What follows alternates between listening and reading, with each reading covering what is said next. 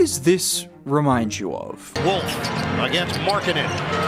Wolf floats it up and in. If you have an answer, you're a smarter person than me, because that is a 7-footer getting the ball at the 3-point line, jab stepping, driving, spinning, and then floating it in from about 15 feet away. But that's just what Danny Wolf does, because he might not look like the most unique player in the NBA, but he certainly plays like it. Out to Wolf. Wolf with a runway and a throwdown. If your first thought is, that looks like a 7-foot point guard, that would be pretty accurate, particularly when he's doing things like this, where he takes flag off the dribble at the 3-point line and then the rondo fake into the sweeping hook. I'm not gonna say it again. Who else is moving like Danny Wolf? I've heard people compare him to Nikola Jokic. Well, let me put it like this. Jokic is a center with a point guard brain. Danny Wolf is a point guard in a center's body, because for better or for worse,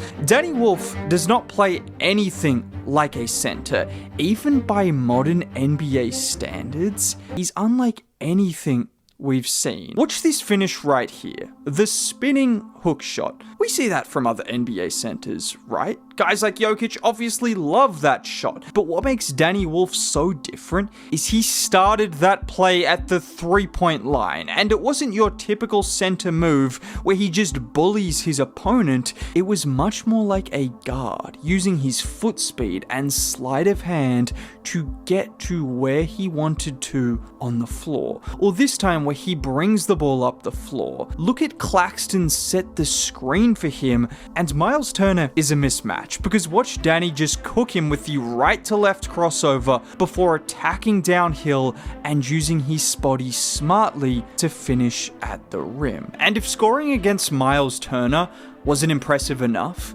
how about doing it against Giannis, where he fakes the 3-point shot, and look how smooth that crossover is before he just glides to the rim. This is what I mean when I say he's like a point guard trapped in a center's body. Because you compare it to a guy like Jokic or Embiid or these guys who are so supremely skilled, but you can at least see they look like big men when they're out there dribbling. Danny Wolf legitimately looks like someone who has just been sized up and still does everything that a point guard does, but all of a sudden he's 7 foot, 260 pounds. Do you understand what I'm saying there? Or do I just sound crazy? I don't know. And I know what you're thinking. You can't be a 7-foot point guard without being able to pass. Luckily, Danny Wolf doesn't have to worry about that problem. Just look at him this time, getting the handoff from Sharp. And look, as he's about to rise up for the 3, he sees both Jazz defenders attached to him, so he just drops the pass off to Sharp under the rim for the 2. Or in this play where he gets the ball near the basket, and look at the patience waiting for Sharp to cut to the rim and dropping the dime to him for the finish. And if you think this is just a gimmick or he's just a fun young player to watch, as a rookie, Danny Wolf has been really impactful, averaging nearly 9 points, over 4 boards, and nearly 2 assists per game in just 17.5 minutes a night. And he's doing all of this while shooting 40% from 3. And don't just take it from me, Michael Porter Jr. thinks he can ball as well. White boy. Nah, I'm playing. Danny's been showing out since training camp. I've said it multiple times that Danny is, he's one of my favorite rookies that I've ever played with. And the numbers reflect this as well, because teams generally aren't better when they have their rookies on the floor. That's just not how it works.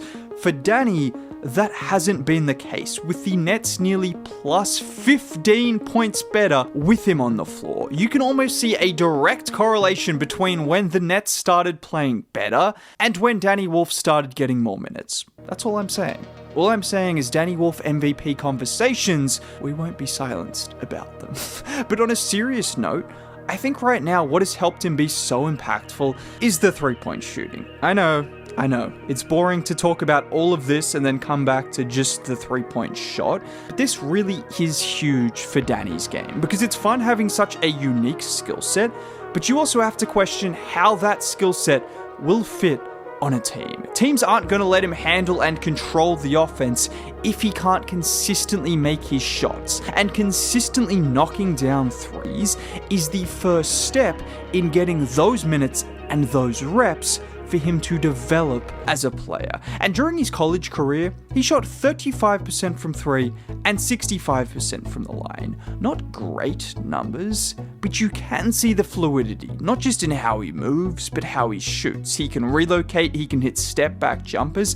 Once again, I'm gonna say it, but for a 7-footer, he moves incredibly well. And if he can stay at close to 40% from three, I mean, it's just gonna open up the rest of his game. Because what he can do once the defense closes out on him, I know it's such an easy thing to say, but he really does like taking defenders off the dribble. I showed you the play against Markkanen, or the play from the Mavs game, but this is even more dangerous because of the fact he has 7-footers closing out on him. Larry Markkanen isn't used to getting out to the perimeter and closing out on 3-point shots. These guys aren't used to guarding players from there on the floor. That's why you saw him blow past Giannis, Miles Turner. What he can do if that 3-point shot is consistent is take these players off the dribble. And then all of a sudden, if you put a smaller defender on him, that's where it's going to be on Danny Wolf to develop more of a post game and use his size and physicality to bully those guys getting to the rim.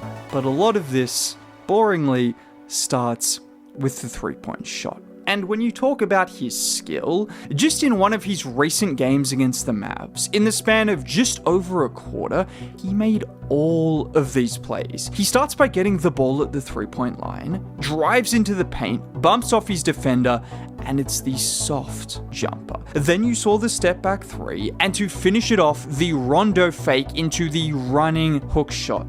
Let me say it again, that was all in the span of just a quarter. Once he starts to gain more confidence and gets more reps, all of a sudden the Nets might give him an opportunity to run more pick and rolls, to get more on-ball opportunity, and we'll see more of a point forward, point center that I think he has the capabilities of being. And the Nets assistant coach even talked about this in the future and what his role could be. Well, I think that's part of his versatility, is that he can play the 4 or 5. The way the game is played, like he would be deemed a 4-man positionless, I guess I would say 1 through 4. He's worked his way into that very nicely. I'm going to be honest with you guys. I don't know what Danny Wolf is right now. I do know he's shooting 40% from 3. I do know the Nets are way better with him on the floor, and he does some things that you rarely ever see from a 7-footer. And as of right now, he is helping them win games, or at least be better, and he is looking incredibly fun